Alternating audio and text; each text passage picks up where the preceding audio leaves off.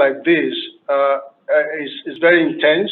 It does take a lot of cooperation, and I want to acknowledge the cooperation that we have been receiving from our Board of County Commissioners, from Chairman Isla to all of them. They have been tremendously supportive, from the providing money for us to be able to do appropriate testing, to asking questions, to just providing support and letting us know, as well as the public, that public health and the health of our residents are very important to them, in spite of what we know, in spite of the economic consequences of some of the steps that we have been taking.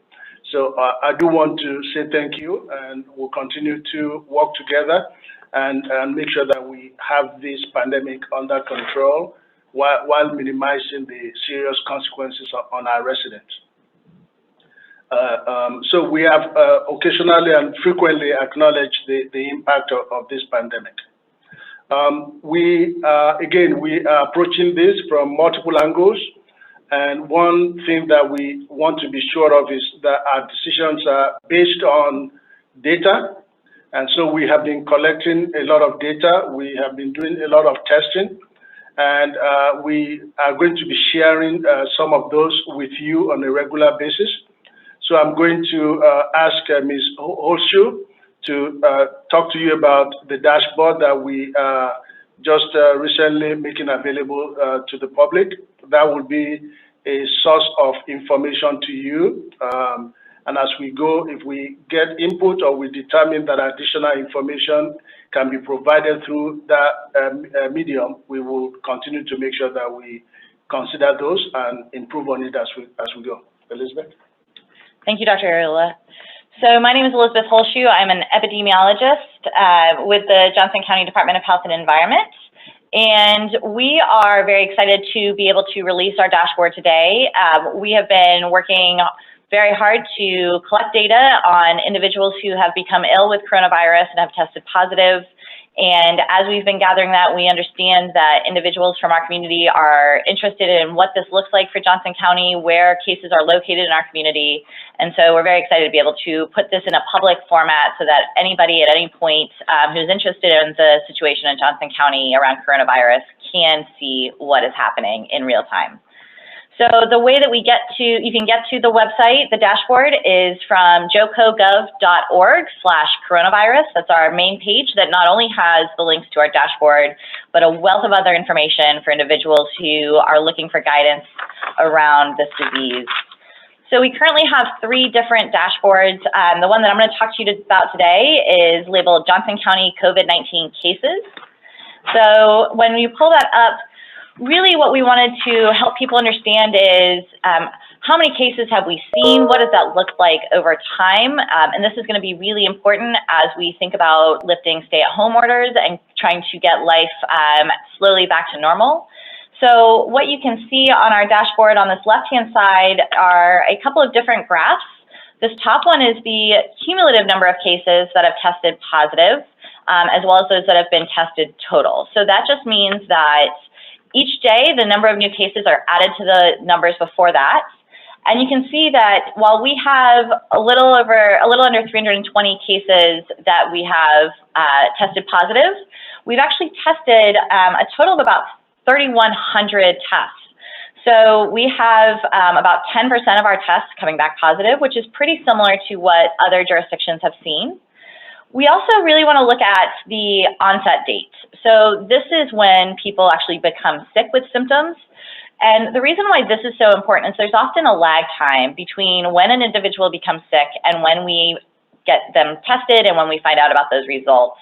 If you think about it, when somebody becomes ill, it may take them a few days before they are able to go to the doctor to get that test. And then some of our testing labs take 5 to 7 days to turn that result around.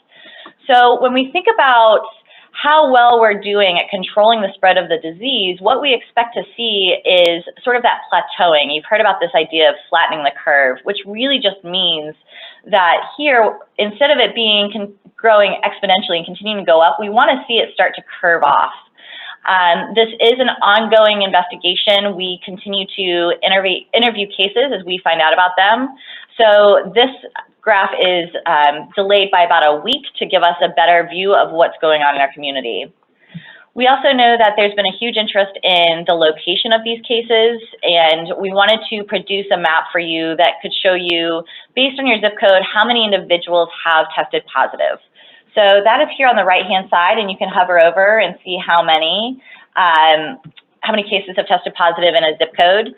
And what I would like to caution you about is that this is just the number of individuals who have tested positive. It doesn't take into account any size of the population. So if we have a lot of tests positive in, say, 66061, this big zip code here, there's a fair amount of population there. There's a lot of people who live in 66061.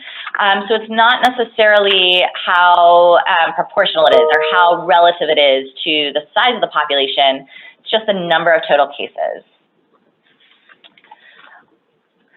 We also wanted to ensure that people could see who is being affected by this disease. So we have a number of graphs by various demographics. So we have the number of confirmed positive cases. So again, these are people who have tested positive by sex.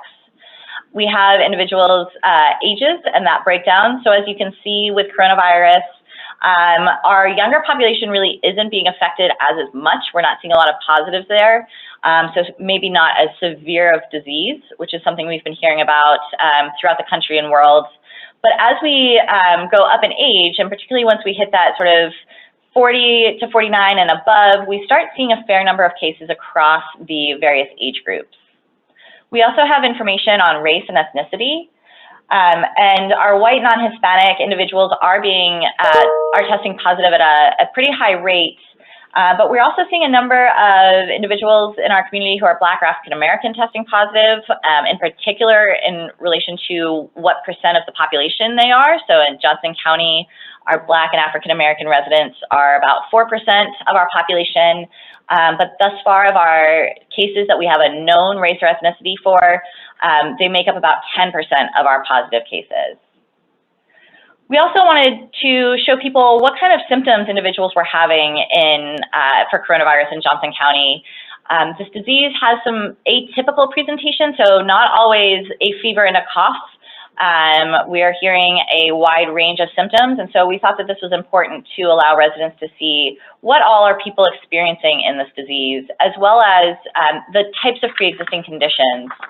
Now, we've heard a lot during this outbreak about how individuals with pre-existing conditions are at an increased risk of severe illness and then death from coronavirus. And we're certainly seeing a proportion of our patients having these pre-existing conditions, but we're also seeing healthy individuals becoming ill with this virus as well. And finally, at the bottom, we have information about hospitalizations. Now, this is not the number of individuals who are currently hospitalized from Johnson County. These are the total number of patients that have tested positive who have been hospitalized throughout the course of this pandemic in our community. You can see that of the individuals who have tested positive, almost 30% have been in the hospital as an inpatient. This is part of a consequence of who we've been able to test. I know you all are aware of the fact that some of our testing has been pretty limited, and we've had to really focus on those high-risk individuals, people who are already hospitalized. But I think the really important thing that I take away from these graphs at the bottom over here with hospitalization by age group, and on this side by ICU care by age group, is that this disease is not just affecting individuals who are older. We, again, have heard a lot about sort of that 80 and up age group being disproportionately affected, and we definitely see that in our deaths. But you can see that basically from about 40 to 49 and then onwards up, you are seeing a fair number of hospitalizations and ICU stays. So I think this just reiterates, and what I hope you can take away from this dashboard is that this disease truly can affect us all, and we all need to ensure that we are continuing to stay at home to really prevent the spread of this disease until we can ensure that we have seen sort of that leveling off of cases, and we can start figuring out how to intentionally reopen our community to ensure that we are all safe, but our economy can go back to the thriving economy that we know. All right. Dr. Somi Areola again, Director for the Johnson County Health Department. I'm assuming that it's my fourth week, so everybody's starting to know me. So I forgot to introduce myself. But thank you, Elizabeth, for that update. And that again is available at our website, jocogov.org/coronavirus. So we ask that you check that for regular updates. So I'll provide additional updates as to some of what we're working on. Again, the goal is for us to have a very good idea, a picture of what's going on in the county, and so that we can make decisions based on those data. We've asked you to take some pretty stringent steps. We've asked you to stay at home. We've asked you to not go to work, and we do understand the impacts of those things on life as we know it, on our interactions as we know it, and the economics of the county.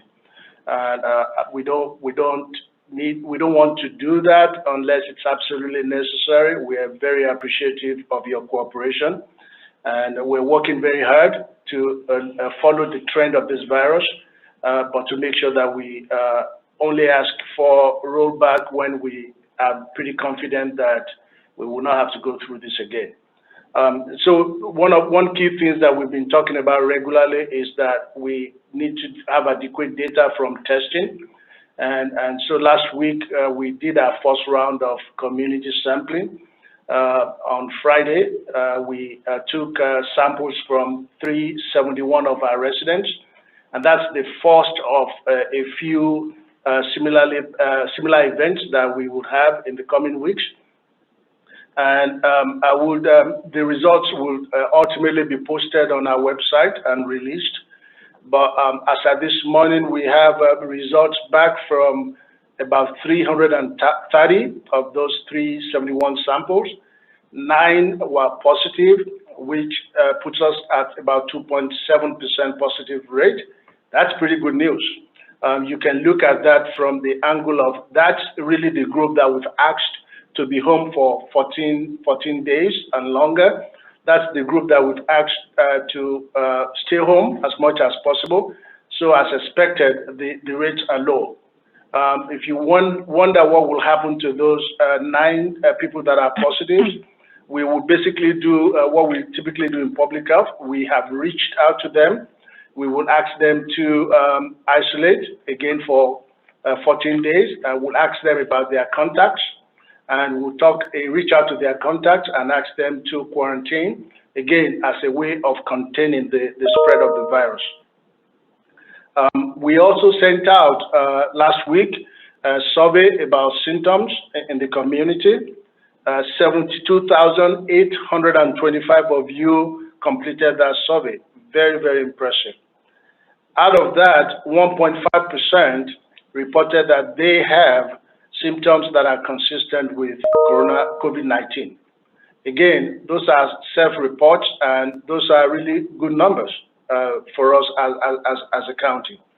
So a couple of other things that are ongoing.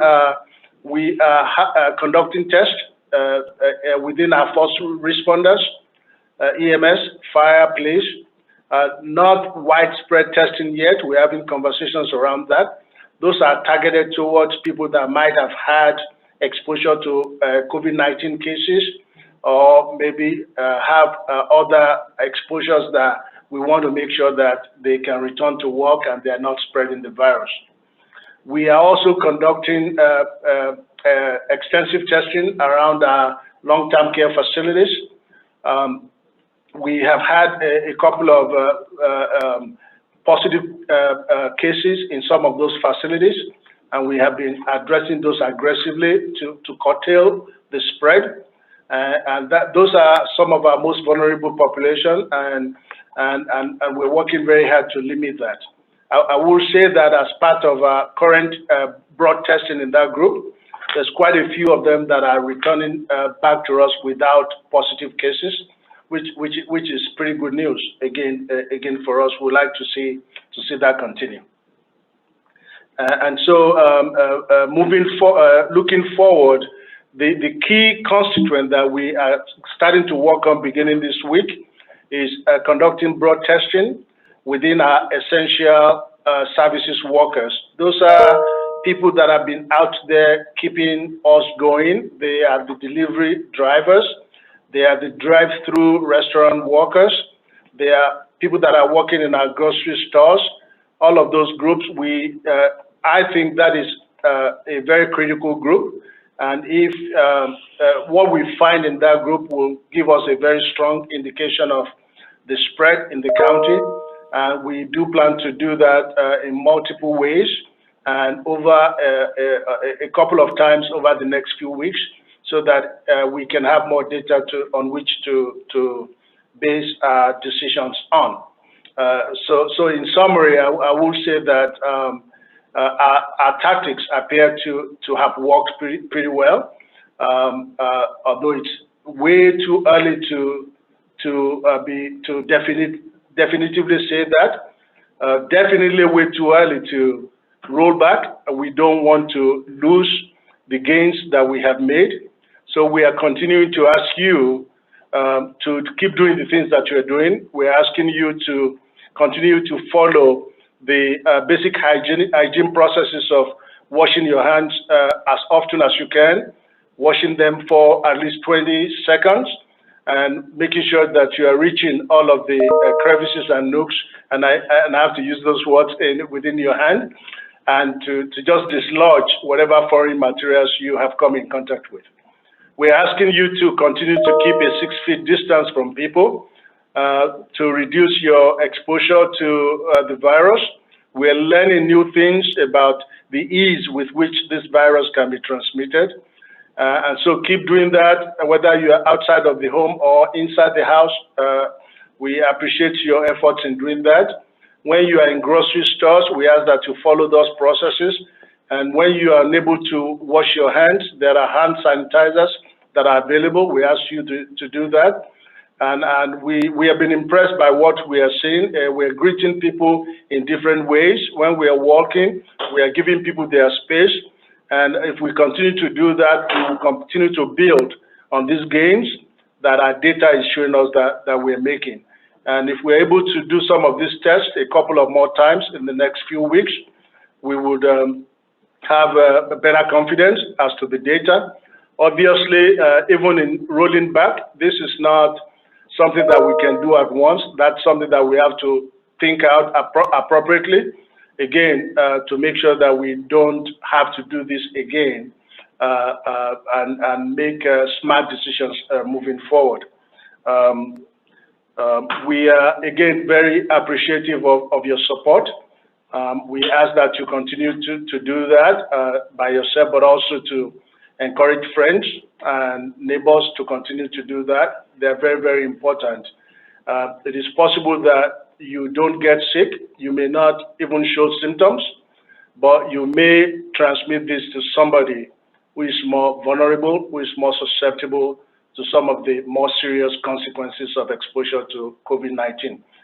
We can only do this together. We can do this if you continue to support what we are doing and follow the steps that we're taking. And again, on a final note, we are very appreciative of the support that we're getting from our decision makers. And thank you, and we'll continue to provide updates as they become available. Thank you. We'll take questions.